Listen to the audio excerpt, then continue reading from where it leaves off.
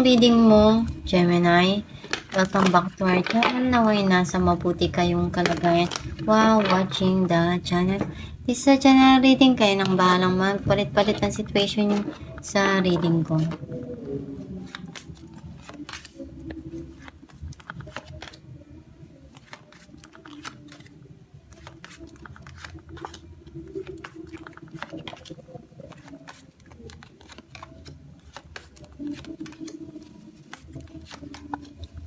At the bottom of the deck, Temperance.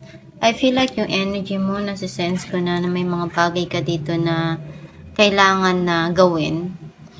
I-balance yung mga nangyayari sa buhay mo o yung mga sitwasyon. And habaan yung pasensya mo.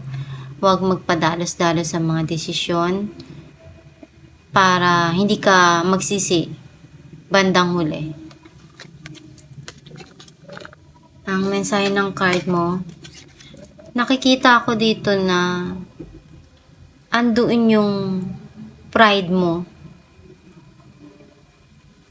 And hindi mo mabitawan yung pride mo na yun dahil pwedeng nagkaroon ng paghihiwalay, ng hindi magandang ending dun sa sitwasyon na yun. And may darating na new beginning para sa'yo.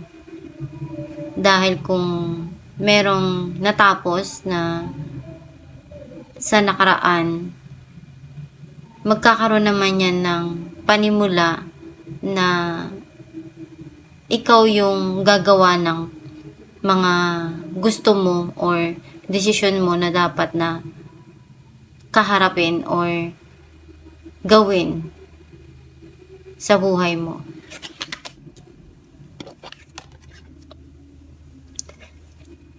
May mga gusto ka ditong punuan and umaasa ka pa rin na magawa mo yung part mo, na maibigay mo kung ano yung pwede mo pang maibigay.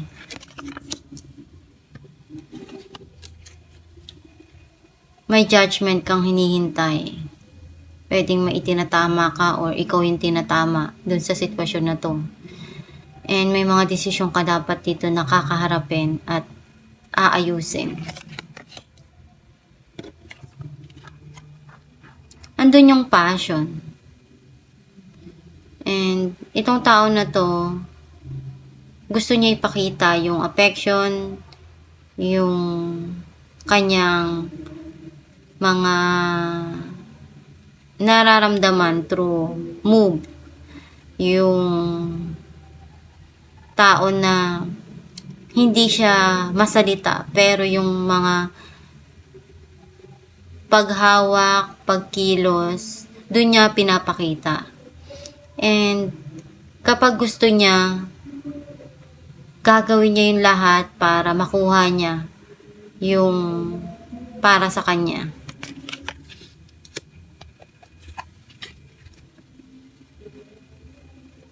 And I think you feel na kailangan lagyan ng wall yung puso kasi nasaktan ka. Napagod ka. Gusto mo na halos sumuko pero hindi pwede. Bumangon ka pa rin. And natuto ka na. Kaya you let your wall guard on.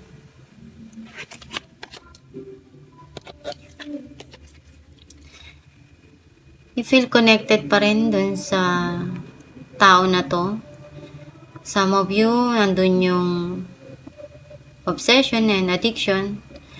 Hindi naman sinabing obsession and addiction is bad na. Meron kasing mga bagay tayo na hindi natin mabitawan, mabago dahil kailangan or talagang nagpapasaya sa puso natin yon.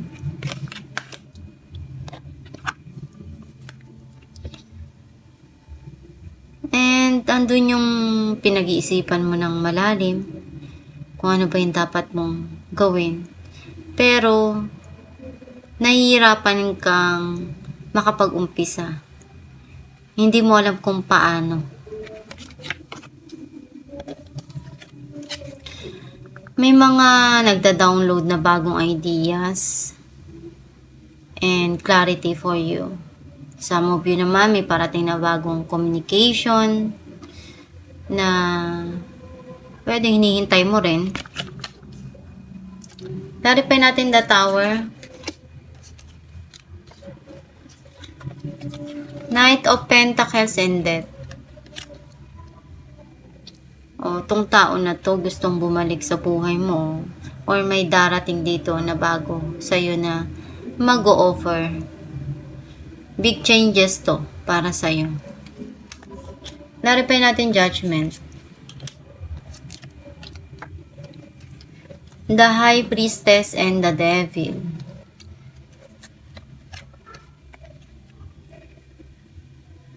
You're keeping it to yourself. May mga sekreto ka dito na gusto mo lang para sa'yo. And naguguluhan ka pa eh. Kung tama ba na sabihin. May mga desisyon ka dito na kailangan mong pag-isipan ng mabuti. Clarify natin ang 9 of Wands. The Chariot and the Moon.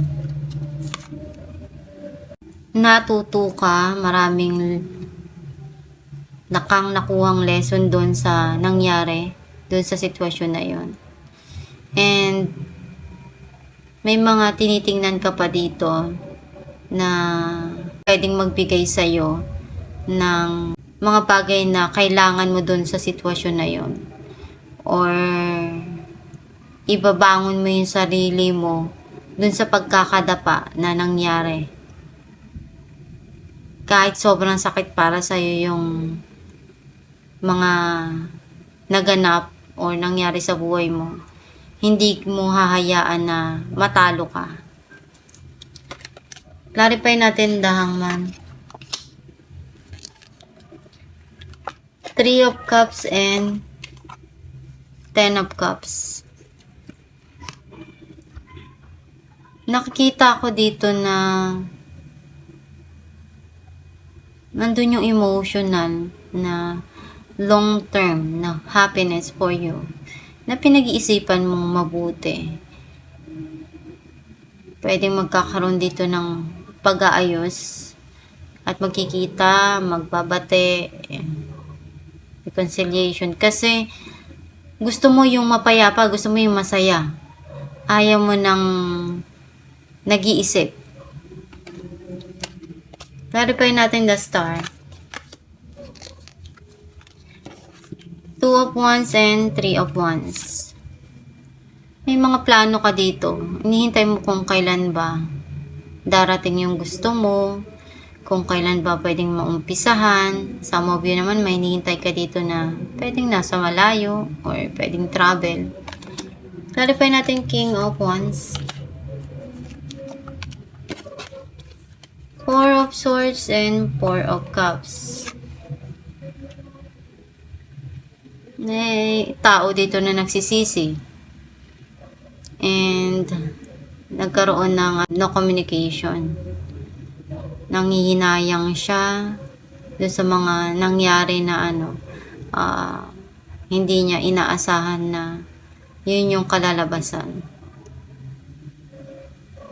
Nanghinayang siya dahil napakahalaga mo para sa kanya. Clarify natin the Devil. 7 of Wands and Ace of Wands. Nakikita ko dito na gagawin mo yung lahat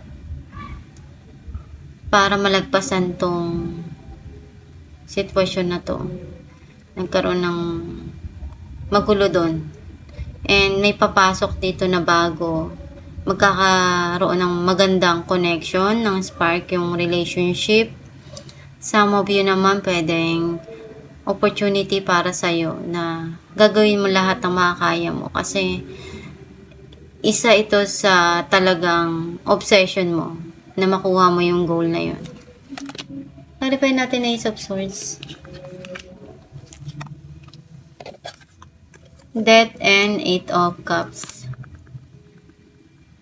May parating dito at hinihintay mo eh. Pwedeng communication. Magkakaroon ng pagbabago doon. Malaking changes to. Alamin natin kung ano mensahe ng yung gabay.